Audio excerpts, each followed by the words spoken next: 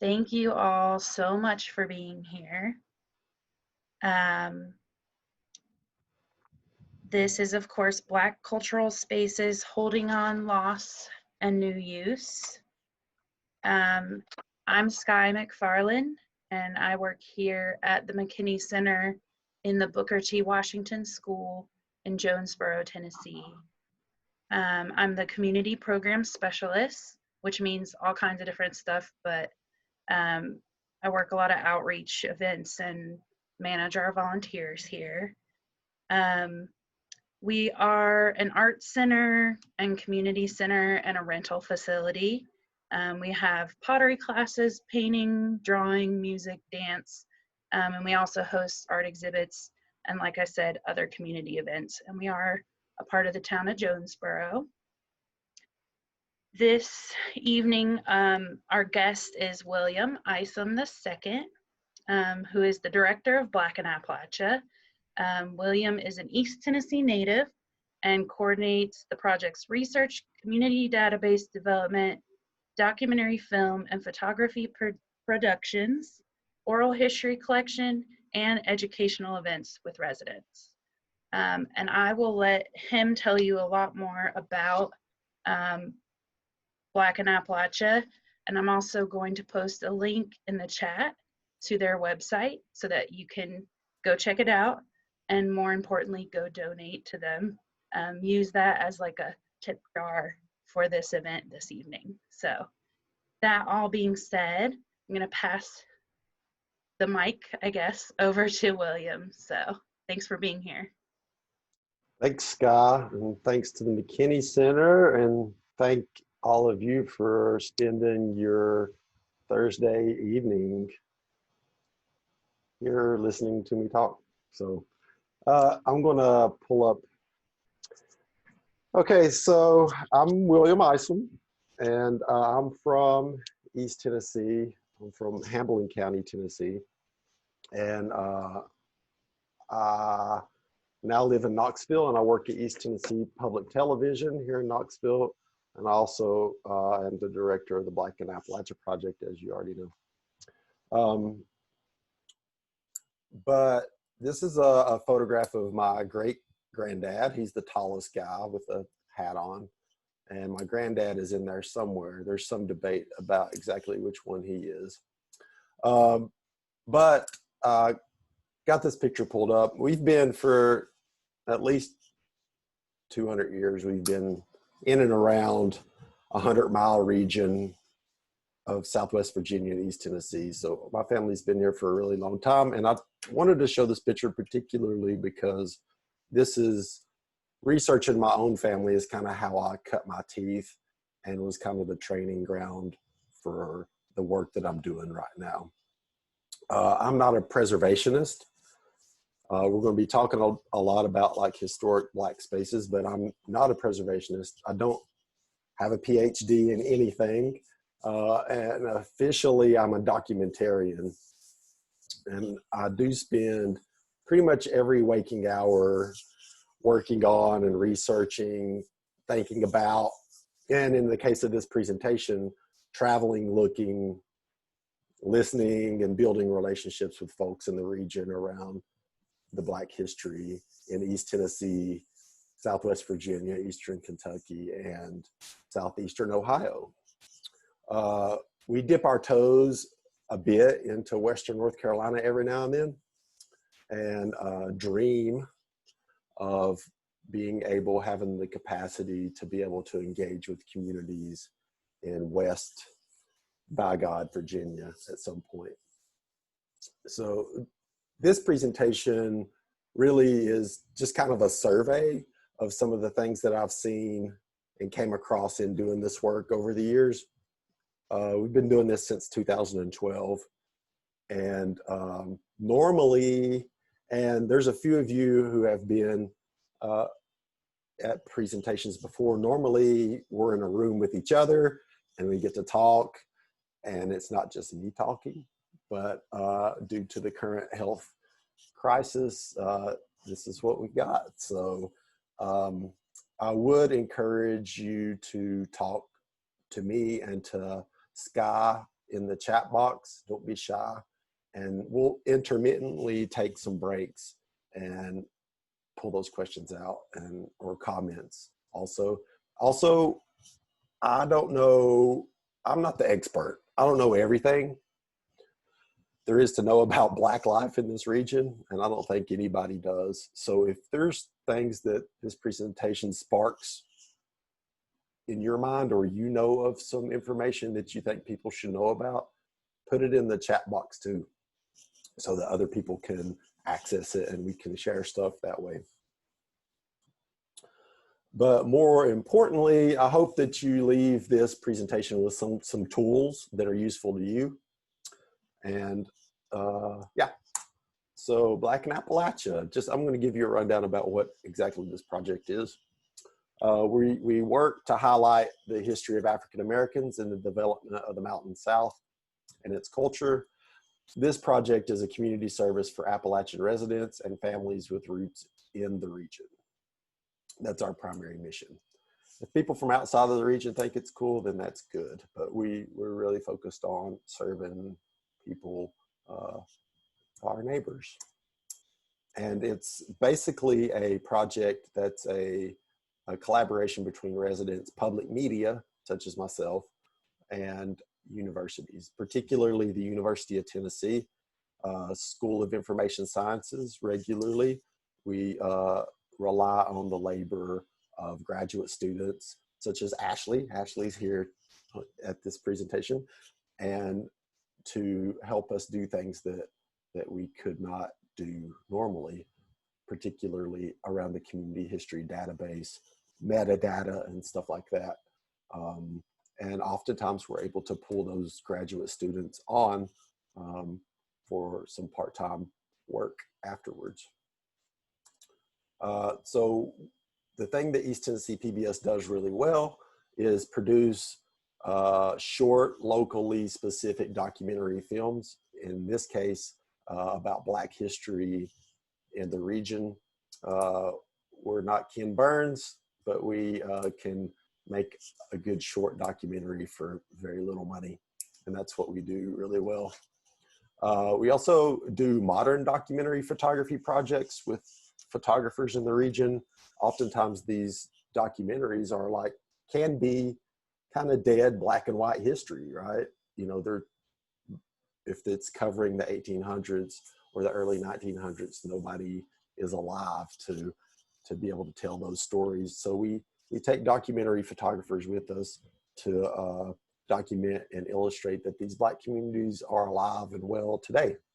And there's people living and working in these communities right now. We also have a community history database, which I talked about, where we source materials from residents and help make those things that people have in their basements available for broader outreach and research. We can also conduct oral histories with residents, and we have a podcast coming up, which I'm super excited about. Dr. Nkechi Alameen is a sociologist at the University of Tennessee.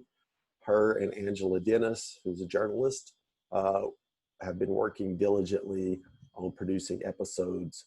And the really interesting thing with this podcast, it launches in August, but it's not necessarily about the history of Black folks in Appalachia. It covers some historical stories, but it places those stories in modern context with Black people today in the region, which I think is really important.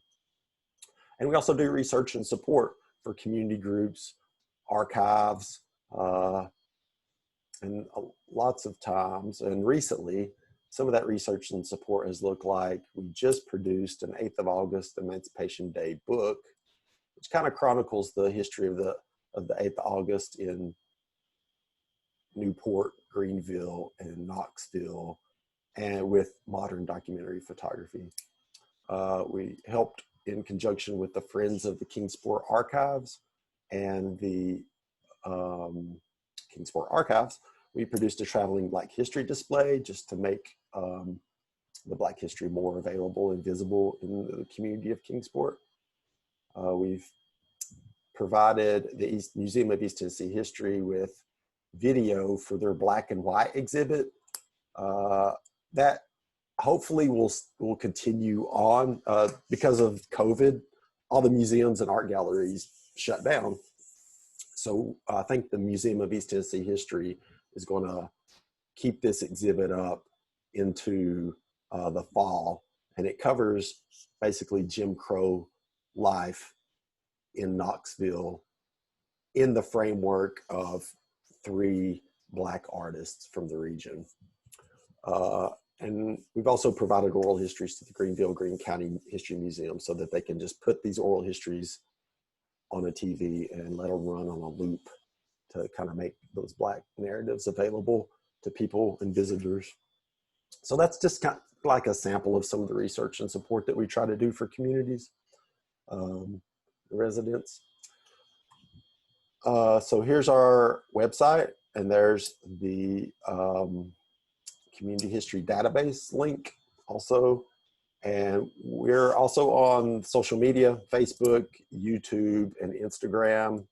I really like Instagram. It's a problem. So it's there. So you can follow us on all that stuff and check out what we're doing there. Okay.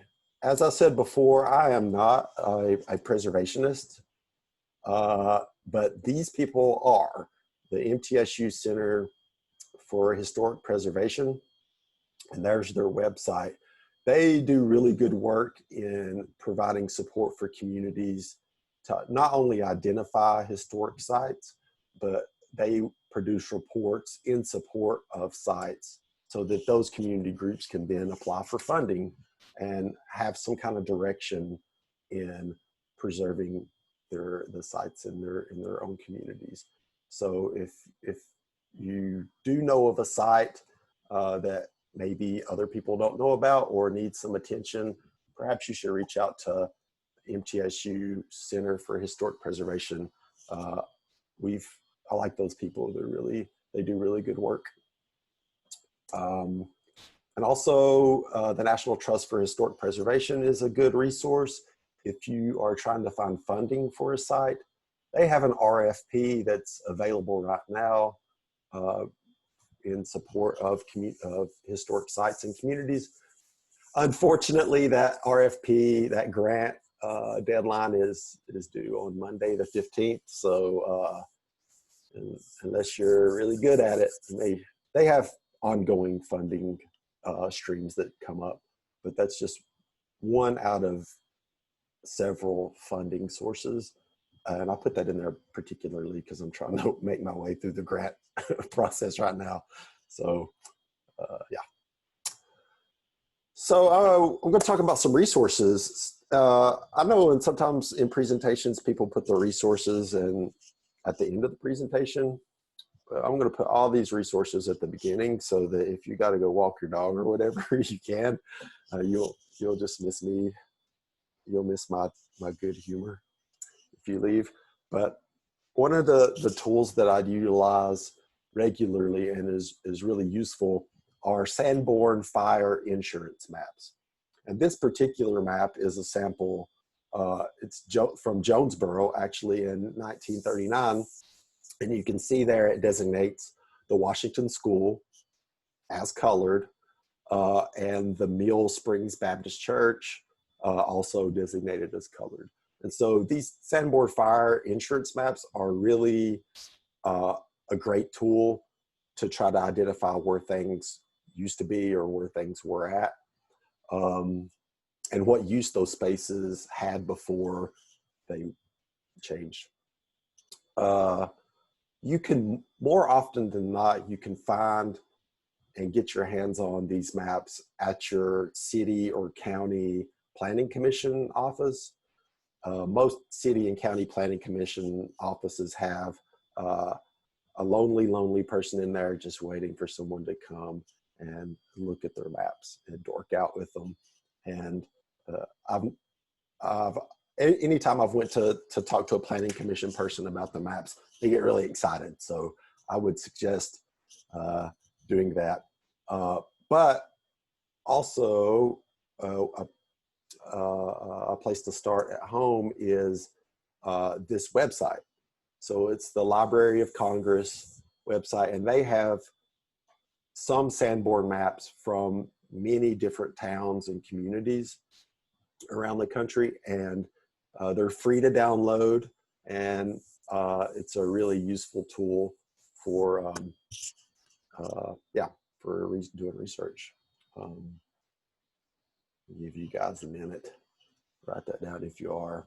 And I guess I should have said that there's going to be quite a few website resources I'm going to share, so you can take screenshots or write these down, whatever. So yeah, that's that. And this is what the website looks like. You can see you can just type in like a city name and look it up. Interestingly enough, Jonesborough is not spelled like it is now. It's just spelled with a B-O-R-O instead of the current spelling of Jonesborough. Yeah, so that's a good one. Here's another tool that I like to use. It's through the USGS, the United States Geologic Survey. And this allows you to search GIS maps over a span of time. And it's a free tool, and you can download the maps to use later or use in a presentation such as this one. I'll give you guys a minute, and I'll show you what the USGS maps look like.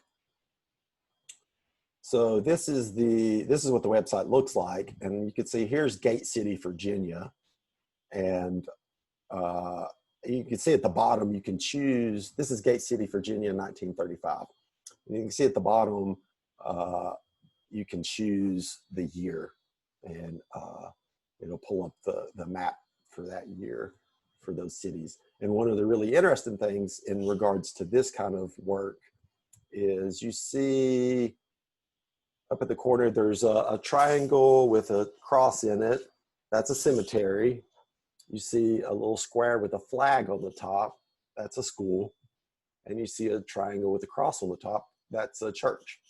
And oftentimes, not every time, but oftentimes in Black communities, particularly in smaller towns, you're going to have this kind of trifecta of cultural institutions. You're going to have the cemetery, the church, and the school, particularly before desegregation. And so it also can help if you know where a cemetery is and you've heard like, oh, like they said that there used to be a school here. You can kind of scroll through these maps and see if there ever was a school there, because with some of these sites, one year they're there and the next year they're gone. And so this is a really useful tool for tracking infrastructure through time.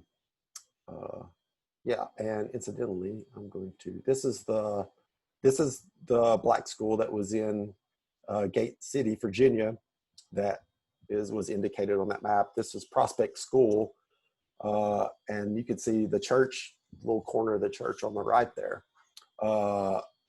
This school looks amazing. It's because it was built through support of the Julius Rosenwald Fund.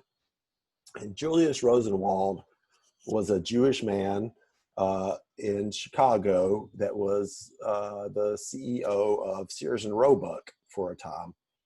And what he did with his money was he funded over the building of over 5,000 Black schools all across the South. And they're called Rosenwald schools.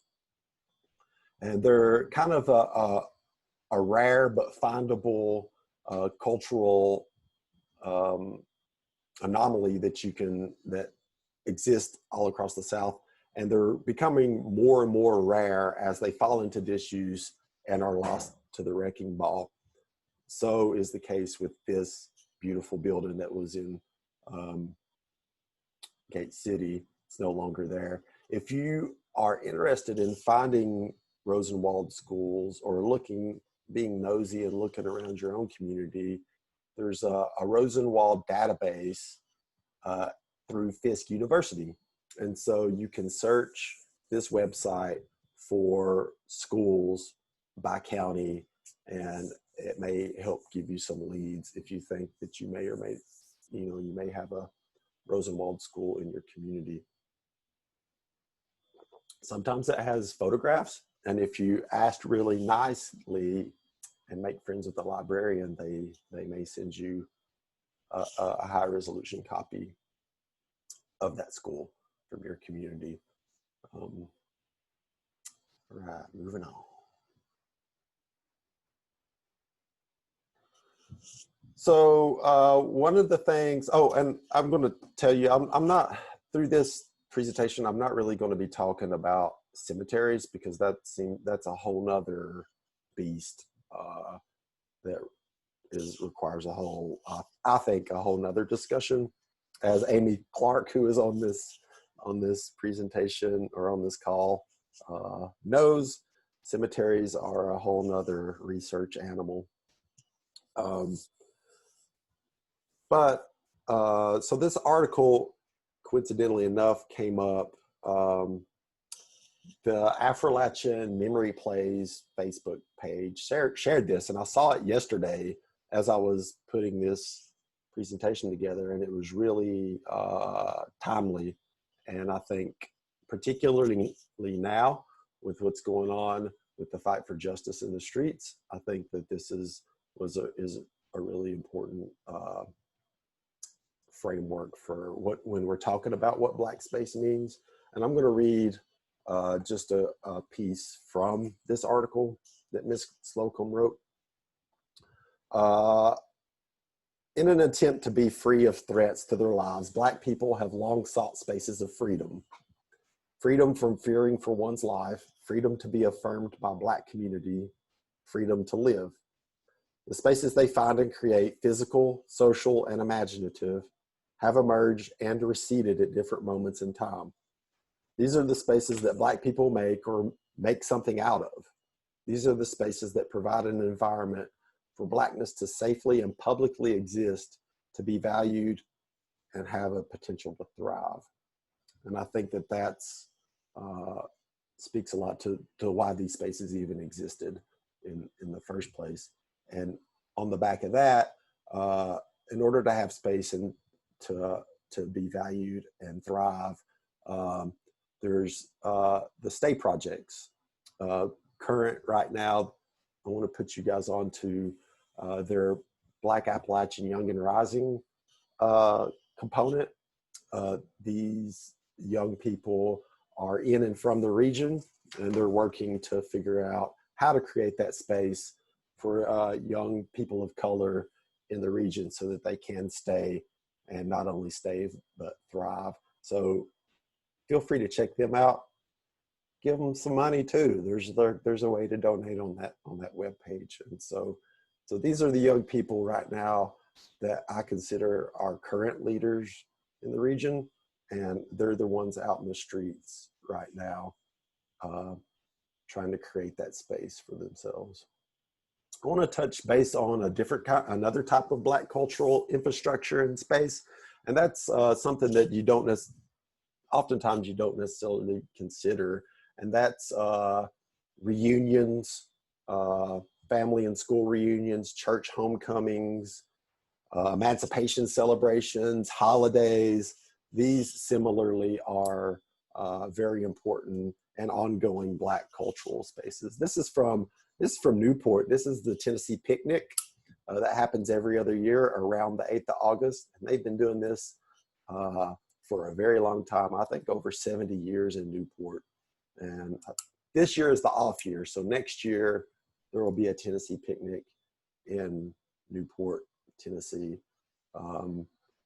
Also, this is in Jenkins, Kentucky. This is Bishop Lamb's birthday party, but traditionally in Eastern Kentucky and some other places, people, not just Black communities, but people get together and gather for Memorial Day.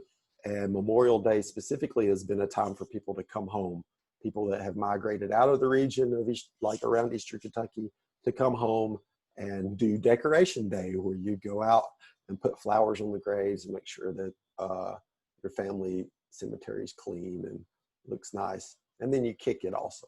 So this is his 90-something birthday party, Bishop Lamb in Jenkins, Kentucky.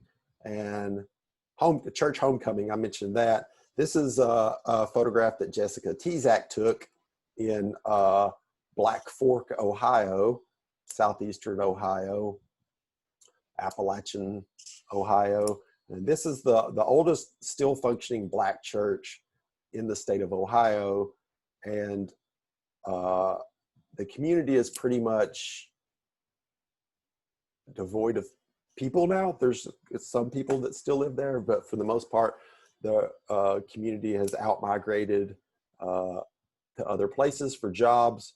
But this church still functions. People still come and utilize this church. And interestingly enough, it's now situated in the middle of the Wayne National Forest. And so it's been, as time has gone on, the National Forest has kind of enveloped it, which is kind of a good thing because it protects the space from commercial development. Yeah. So, all right. So we're going to talk a little bit about loss and of some of these spaces. And the thing that I've kind of identified throughout time is probably the most vulnerable spaces, cultural spaces in the region are these old one-room schoolhouses that used to exist before desegregation, or two-room schoolhouses if it was a Rosenwald school. But these small schoolhouses are oftentimes, it seems to me, the most vulnerable for being forgotten about and left to just kind of rot. And so Dr. Bill Turner, who wrote the book with Ed Cabell, wrote the book Blacks in Appalachia.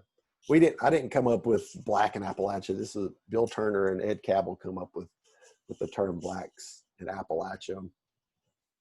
He said one time we were at the University of North Carolina in Asheville, and every year they have a Black African Americans in Southern Appalachia conference. It's really good. Dr. Darren Waters puts it on, and Bill Turner gave this speech about how Black people have lost their stuff due to outmigration and desegregation, probably desegregation then outmigration. And it's true. And lots of times we don't discuss, or it's kind of uncomfortable to be able to talk about how the negative impacts that integration had. I'm the first generation of my family that never lived through legalized segregation. So just to kind of put that in historical context, I'm 40 something years old, but my parents have lived probably most of their lives until I was born under some form of legalized segregation. And because of that, some of the social and economic cohesion of the Black community began to unravel as a consequence of people having the option to participate fully in our democracy. So I'm going to let Della Watts talk to you a little bit about her school. She is from Harlan County, Kentucky, but her and her family migrated out to Cleveland. I went to an all-Black school from kindergarten to the 8th grade.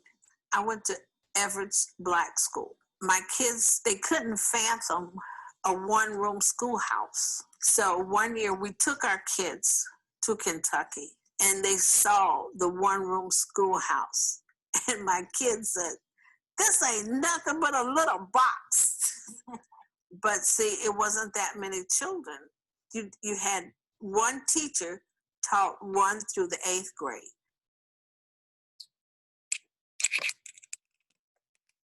Okay, that's Miss Della Watts. So I'm going to tell you about this guy right here with the brown hat on. That's Wayne Riley. He lives and works in London, Kentucky, and he is the founder and operator of the Laurel County African American Heritage Center. And you can find this, they have a Facebook presence, so you can find them on Facebook or go visit them. Wayne Riley does a lot of really good work in the community. He has a commercial kitchen that farmers can utilize to process food for sale. And Wayne told this story that there was a Rosenwald school in London, Kentucky, close to, just to back up, the Heritage Center is in an old church. So they've turned this old church into a heritage cultural center, Black cultural center in London. But Wayne tells this story that, they had gotten the center up and running, and he had been working on down the street also kind of the commercial kitchen and some other community infrastructure. And across the street was, close to this church, was a Rosenwald school in London, Kentucky. And so he began talking with people about getting it renovated. And he told me that at some point it mysteriously caught fire and burnt down.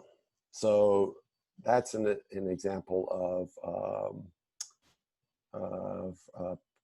willful erasure of Black community infrastructure. Just wanted to tell that story because Wayne told it to me. This school was the Tram Rosenwald School in Tram, Kentucky. Tram is a small coal mining community, used to be a coal mining community in Floyd County, Kentucky, up Highway 23. And it was, you can tell it was a really well-built school for the time. And then when integration came in 1955, the white students integrated the Black school. And so normally what generally happened during integration processes is that the Black school was just left and the Black students were sent to the white school. Well, in this case, this school was newer. It was well built. They even kept the Black teachers because the Black teachers were so well trained from Kentucky State. And so they had the better school. And so being that this school was closer than the white school, the integration process here happened where the white students just went to Black school, which I thought was a really cool and unique story. Unfortunately, this school is no longer there. We went and tromped through the woods and talked to some of the old guys, and it's long gone. So it's no longer standing there in Tram, Kentucky. This right here is Brother Steve Peak. He lives in a community called Fleming, Neon, Kentucky, which is in Letcher County, eastern Letcher County. And his granddad used to preach at this church, but now he preaches at this church. It's called the Corinth Baptist Church.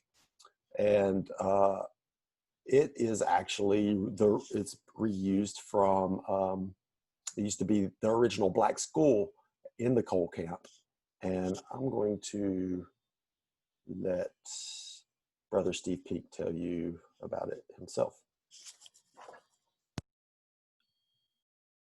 We're in Fleming, Kentucky, and this is the church, Corinth Baptist Church. Now, Elkhorn Coal Company, back in the early 20s, they built the whole camp, and they built a schoolhouse for the Black kids. White school was at Neon, and the Black school was here in Fleming. They had teachers. The first teachers were the nuns from over at Jenkins. They taught school here in this building. So that's a really interesting use of the space and maintenance of the space. oftentimes, and we'll get into this a little, we're going to come back and visit Brother Steve Peak later on in this presentation, but oftentimes in the communities, the Black churches are the only thing that's left because of outmigration. Usually the last standing component of cultural infrastructure is the church in lots of communities. I'm going to tell you a little bit about something, one of these schools that I'm not super familiar with. I know the community, and so these are the students at Thornhill School. I guess it was Thornhill Colored School in Granger County, Tennessee, just on the north side of Clinch Mountain in Granger County, Tennessee. And recently became aware of, I think that one little kid's picking his nose. Anyways, I've really just become aware of this school over the past couple of months. And so it's in dire need of work and preservation. And so I included this to show, this is a one-room schoolhouse that really needs some kind of attention and love in order to keep it maintained as a unique component of Black cultural infrastructure north of the Clinch Mountain. But not all is lost. This is a Black school, one-room schoolhouse that was built in 1939 by Rachel Scott, a Black woman, a barber. She was pretty wealthy for the time in Pennington Gap, Virginia, Lee County, Virginia. Her descendant, I guess that would be the history of what Ron Carson calls extreme southwestern Virginia and the coal fields of southwestern Virginia. And, well, that's the name. You see their new sign, very, very fancy. We're super excited to be able to tell you about their website that's new. And so feel free to go check that out, and similarly, send them some money. They haven't had a very strong web presence, but we're hoping that will all change because they do really good work there. Now we're going to pop over to Hawkins County, Tennessee, to talk about some different things, a couple of different things. Sticking with the theme of small schoolhouses, this is Price Public School that is now Price Public Community Center and Swift Museum. This project, this school was similarly left abandoned, fell into deep disrepair, and because of the work of Stella Gudger, who is from, born and raised in Rogersville, close to this school, went to this school. She put years and years of work into it with support from the community, and it's completely renovated. Now it's a community center that people can use, and it also contains a museum for the late historically Black college that used to be in Rogersville, Swift Memorial Institute.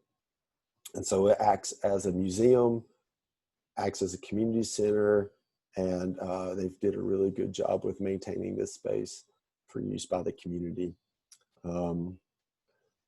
But let's see, okay, this is where we stopped last time, wasn't it? We're gonna take a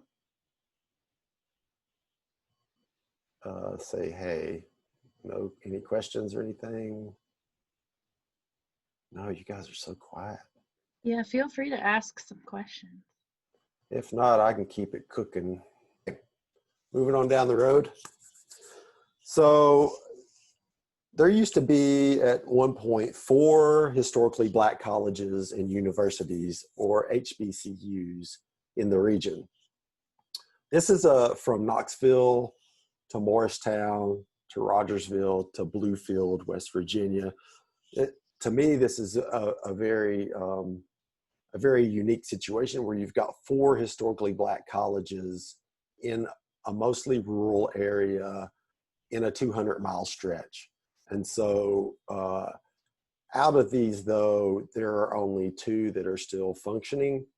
Bluefield State, interestingly enough, talking about reuse, is a historically Black college, but the story that I don't know a lot about Bluefield State, but the story that I have heard is that when people came back from the military with their GI Bill, particularly the white residents that lived in and around Bluefield, they went to Bluefield State because it was the closest college, and in turn that changed the demographics of the school from a predominantly Black institution to a predominantly white institution. That said, some people may bemoan that fact, but I think that because of that, it helped change the dynamics of the school and keep it intact as it is today. And so it's still there. I'm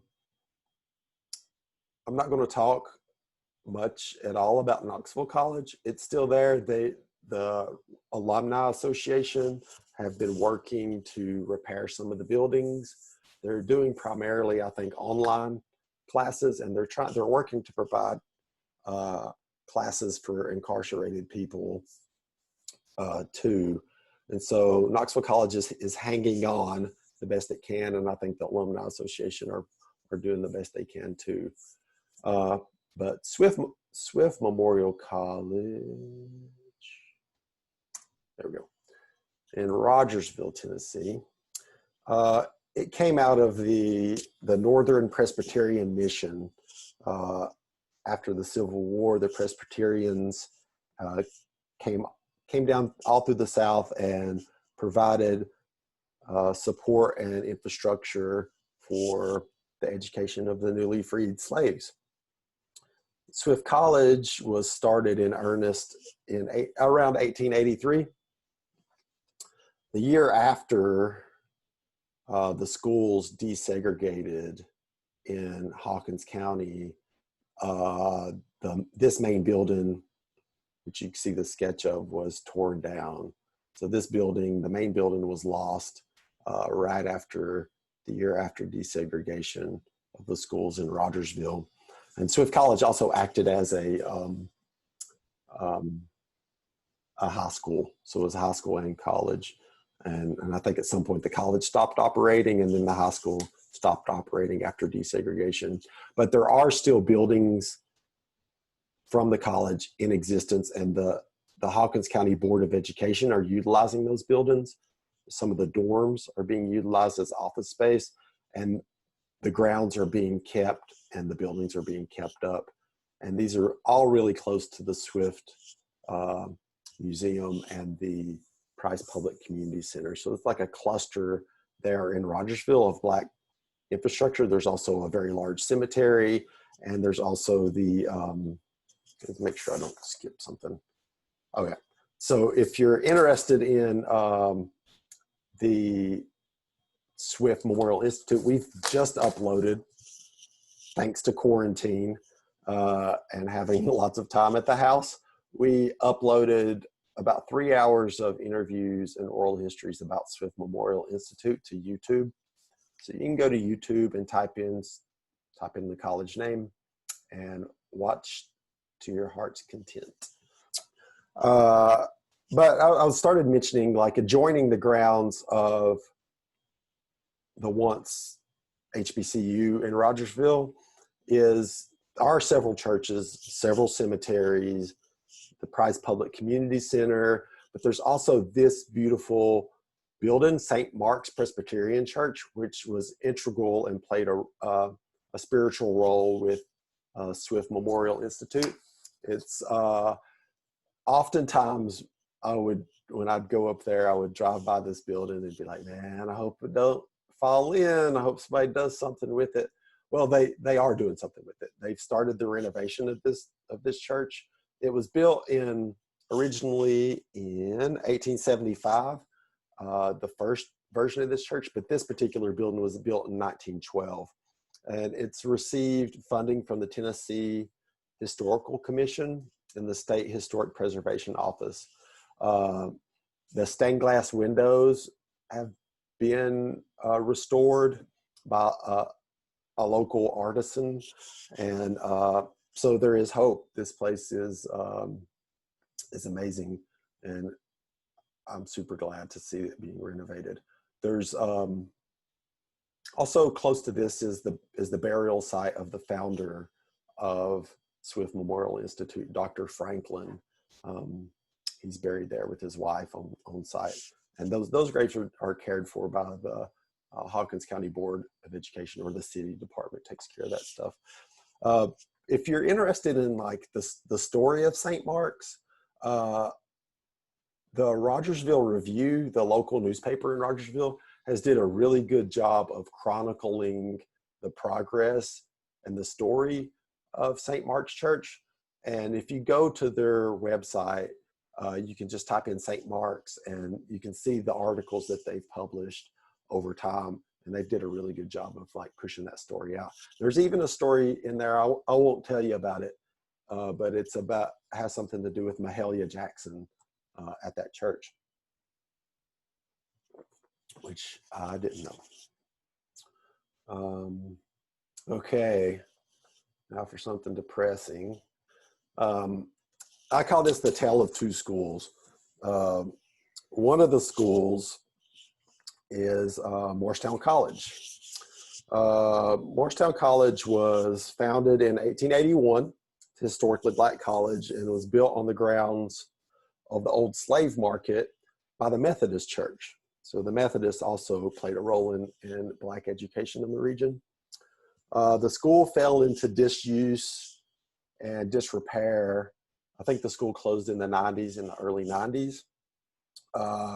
It was abandoned and pretty much beset by intermittent bouts of arson. And the campus was eventually taken over by the city of Morristown, and all the buildings were taken down and removed from the site, which is terrible. But this space, I think it's quite a few dozens of acres, was renamed Heritage Park by the city. So it's now a legacy site, renamed Heritage Park, which for me has connotations that probably belie the legacy of a historically black college that was built on the grounds of an old slave market. So that's, I know I'm light skinned, but I'm not that light skinned. That's Chris Smith. He's the director of production development at East Tennessee PBS. So it's all gone. And so I'm going to tell you something that I saw that stands in stark relief to this. And if you want to see any of the Morristown stuff that we have a good reading list on Morristown College. You can go to our website and go to the Morristown page. And we have some oral histories there too, as well. So be sure to check that out. Something that for me stands in stark relief is the Langston Center, which was the renovated Langston High School in Johnson City, Tennessee. The interesting thing is that the Heritage Park ribbon cutting ceremony happened one day, and the next day the Langston Center grand opening happened. And this was the turnout for the Langston Center opening. It was packed. And so Langston High School was built in 1893 and was the primary learning institution, high school for black students in the region, and ran until 1965. And now it's been renovated and turned into a multicultural arts and community center. And it's an amazing space. And I would suggest if you have an event in Johnson City, this is the place to do it. There's historical displays, huge historical photographs. There's some exhibits, and it's really well done. And it would be nice if they received the support from the community to use the space. It's a great example to me about what can be done with community input and community buy-in, and the political leaders of the town listen and work with residents. There is something that I think is telling in regards to the tale of these two schools is at the grand opening of Morristown College, is now called Heritage Park. The white mayor, the white politicians, the city council, they were centered in the opening of the park. And the first Black speaker did not come up to talk until after the cutting of the ribbon, and people started to disperse. Similarly, you can tell at the opening of Heritage Park in Morristown, there was a heavy police presence. You can look here, there is so many people at this opening in Johnson City. I don't think I even saw a single police officer there. And so I think when you have the political will and the political will to listen to people and listen to the residents and listen to the alumni and the affected community, this is what you get. There was so much love at this event, and kids were playing, and it really provided me with hope after the previous day's kind of events in Morristown. So yeah, I would just like to stress, like, a lot of these things get preserved and taken care of when politicians and community members and those with a stake in the community work together and listen to each other and try to leverage resources together. Yeah. So that's the tale of these two schools. I'm going to kind of run through just a kind of a brief mention of some of the other spaces that I've seen been renovated. This is the Tanner School, located in Newport, Tennessee. And several years ago, I think maybe 10 or 12 years ago, there was a tornado that came through and messed up the roof pretty bad on the Tanner School. And so residents in the community formed the Tanner Preservation Alliance. They worked with their Jeremy Faison, who is a representative, the state representative in Cott County. They also worked with MTSU, and they got funding and support to get the roof fixed, get the mold taken out, rewiring, all the internal guts of the school were fixed. And I don't think it's open yet to the public, but the farmers market utilizes the outside of the school. And really this happened similarly because there was a combination of political will and community support and community organization to help move capital and people in the right direction. So that similarly gives me hope. And it's a Rosenwald school, actually. So that provides another layer of importance for it. This is the renovated sections of the Black school in Kingsport, Tennessee, what was once Douglas High School.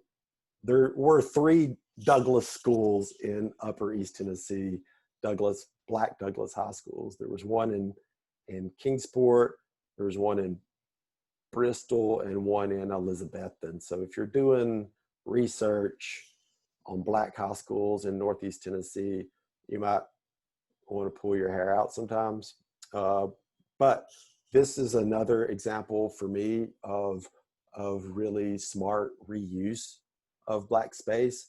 And it has a senior center, it has offices, it's got a gym, kids still go there and play basketball, and it's got a community space that we have often utilized to do stuff with the community, and it's still in the Black community in Kingsport. So that this is another space that I think really provides hope for reuse. The original school is not that big, and I'll move on. And in Bristol, Tennessee, on the Tennessee side, this is the Slater Community Center. So the Slater High School similarly was turned into a community center. And so we've also utilized this space, and it's a great resource for the community. People like the older people, Black residents that live in the community, still are able to walk up and down the street and see this really well used building, and it's a good thing. So that was a quick little rundown. But what's this place? Can you see it?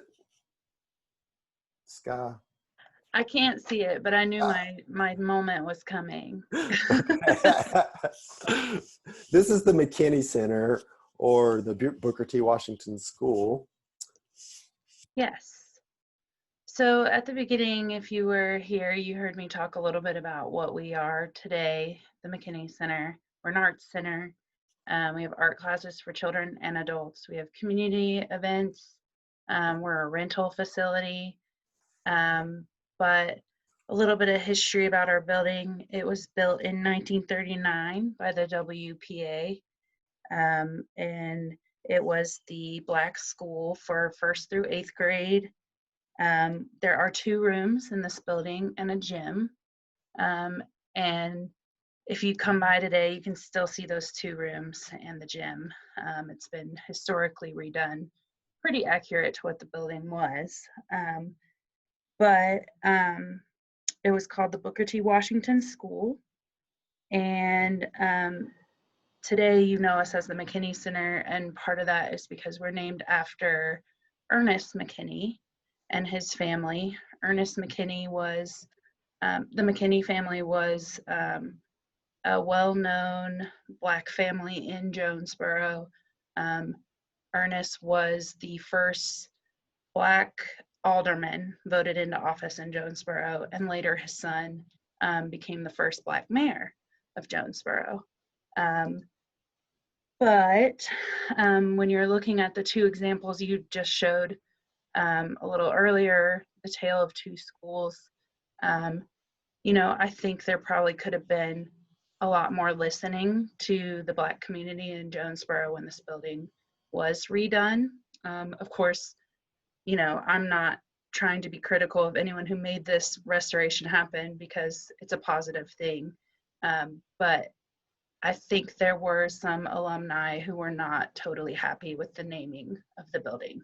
And of course, we try to throw in Booker T. Washington when we can, but it's just hard to market the building with all kinds of different names thrown on it. But I will say that there was a reunion for the alumni here in 2015. And we were planning to try to revamp that this year for the 80th anniversary, but unfortunately this year has been a little bit crazy. And I'm sure there are people in this Zoom this evening, including Donna, whose father went to school here, who can probably talk a lot more about how this building did become the McKinney Center, because I wasn't here when that all went down. So if you have more questions, definitely seek us out and I will put you in contact with the correct person. So I wanted to actually share this with you guys. So when we talk about Black cultural spaces, it also means business districts. Businesses, social spaces, clubs,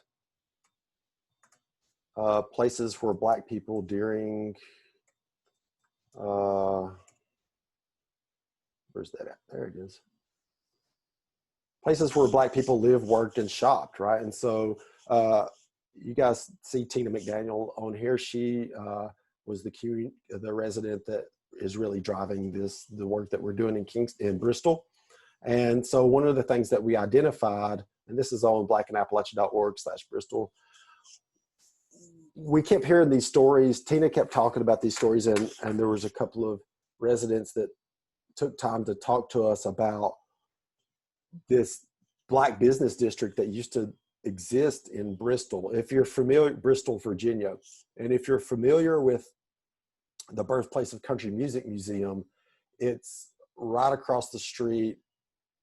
The bulk of it was almost right across the street from that, kind of also across the street from where WCYB, the television station, is, and all around towards the train station.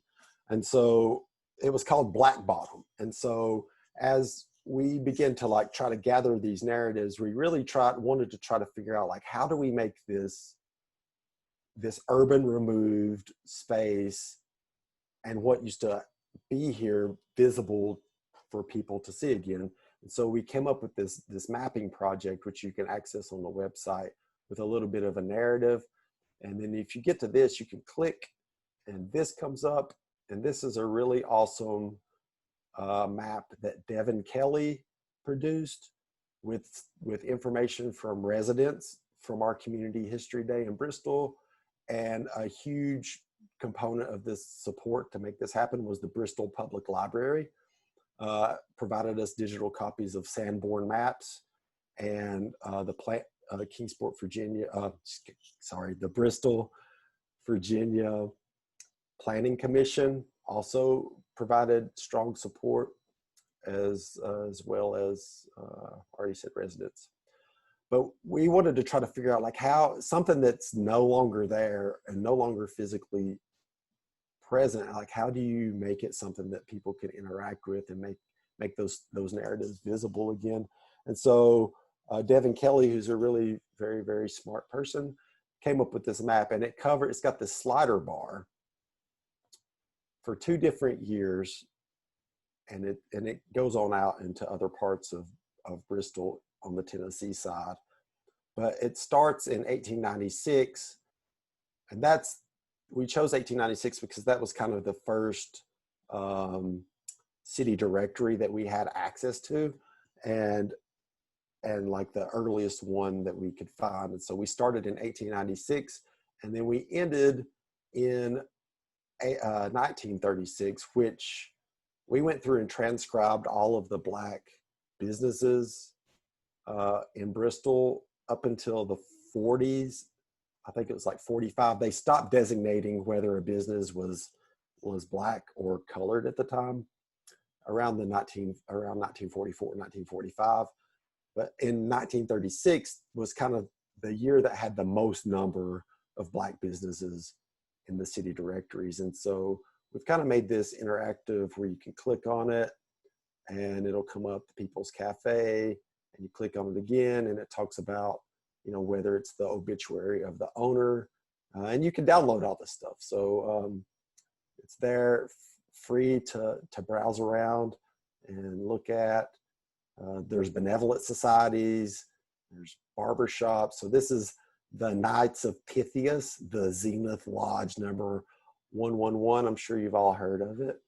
And yeah, so you can find information. So for us, the next steps with this is like, how do we make this accessible to the community? Because it's fine to be an online map, but Mama's not going to look at this thing. So we've got to try to figure out like, how do we continue to expand the accessibility of this stuff for residents.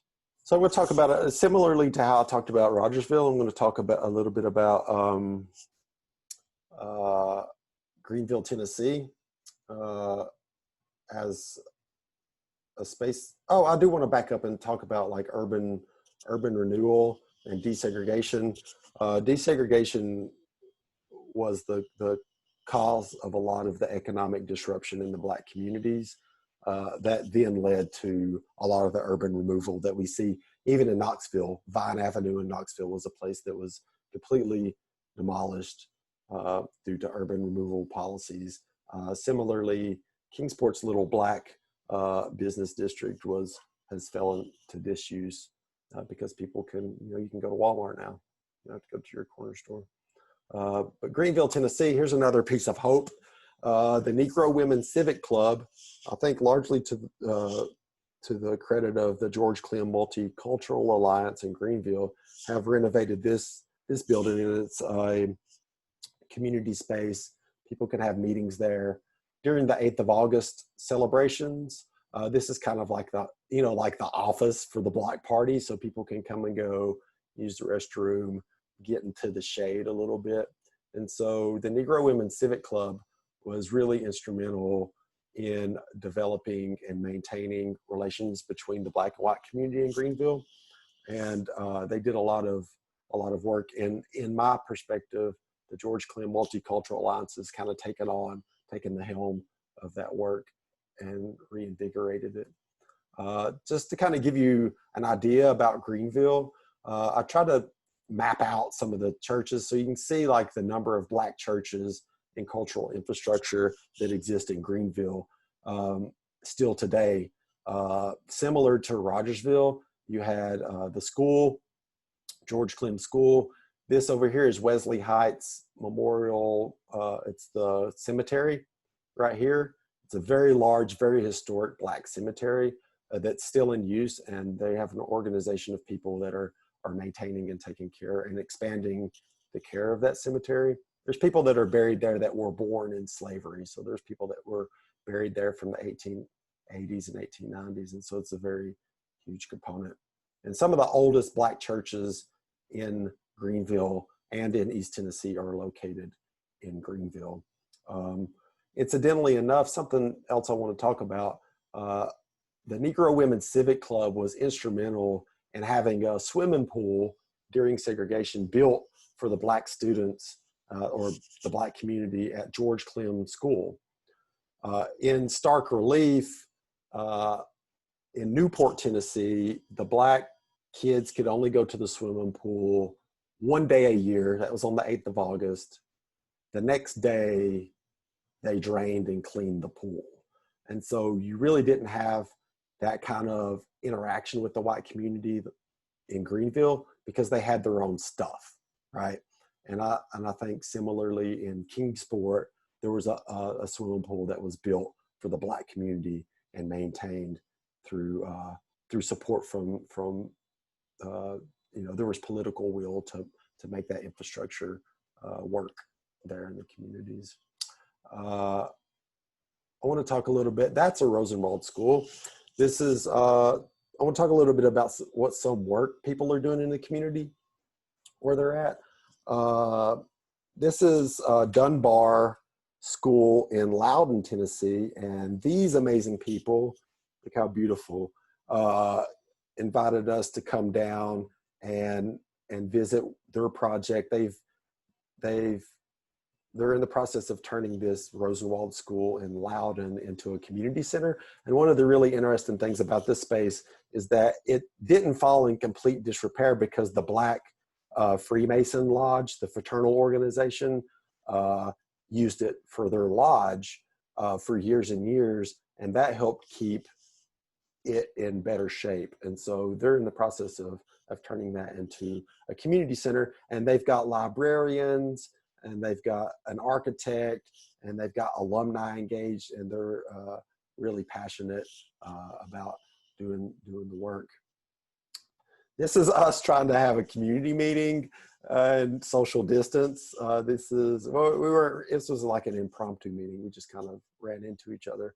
This is Lyons AME Zion in New Canton in Hawkins County, Tennessee. And one of the really interesting things about this is this community has kind of that trifecta that I've spoke of about other communities. You've got the church, you've got the cemetery, and you've got the school. Unfortunately, the school is in disrepair. It's a block building, and so I think that they're trying to work to turn it into a community center. These images are not my own. We took pictures, but I couldn't find them. And I got I stole these photographs from Calvin Sneed's website, which is douglasalumni.blogspot.com, which has tons and tons of information about the Black community in East Tennessee and Southwest Virginia. So they're trying to put a roof and renovate this building and turn it into a community center. And I think it's possible. It's completely doable. Okay, you guys remember Brother Steve Peak that we talked to? I'm going to play a little something particularly about the role of churches in the community. in out-migration. But I haven't left. Here in Fleming, there's 2 black families now. Used to, you sit and people walked up and down the street all the time.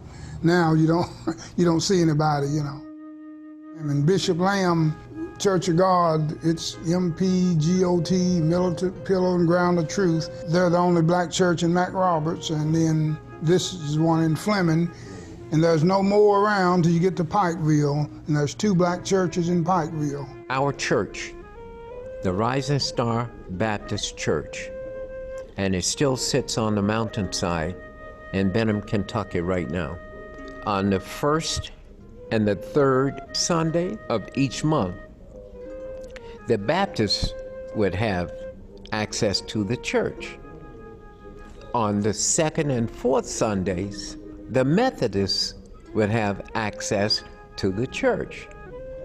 But every Sunday, 1st, 2nd, 3rd, 4th, and 5th, we all went to church together anyway.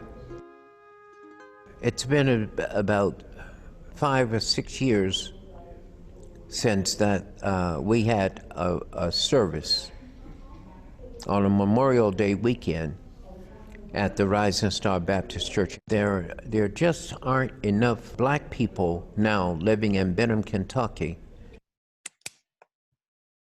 Okay, so that leads really to ask the question, you know, what are these black cultural spaces without black people? And there's for me, the definition and type and function of these spaces has and will continue to change over time and move as black people move and migrate based on the needs and locations of the people. You know, there's a Bible verse that really stuck out to me in regard when I was putting this presentation together, and it kept popping up in the back of my head. It's in Matthew 18:20, and Jesus says in that Bible verse, "For where 2 or 3 are gathered together in my name, there I am in the midst of them," which I think is illustrative for me about, number one, Jesus was black, but number 2, that you know, the culture and the importance in the history of black communities move and are where black people are today. And I think reusing these spaces in a respectful way that gives a nod to the foundation of these spaces all really relies on a culmination of political will. There have to be people in power that are willing to listen. And oftentimes when there are people of color in elected offices in these communities, this is where you see a lot of the preservation efforts occur and things aren't lost, such as in Pennington Gap, Virginia, or Jonesborough, or Johnson City, or Lynch, Kentucky. You have black people in positions of power, and that can help leverage political will to reuse and think about these spaces. And I think also input from the people most affected certainly has to occur. There's just a couple of more things. I want to let you know that remind you about the podcast. It launches in August, hopefully around August 8th. Not all these beautiful young people, but these young people should be doing it. I'm the old guy with the cables in my hand, but these, Dr. Nkechi Alameen and Angela Dennis, are going to be the host of the podcast. So keep an eye out for that. We'll post on social media whenever it officially launches, hopefully around August 8th. And again, these are all of our websites, and we're all on the socials medias. And that, my friends, is that. Thank you, William.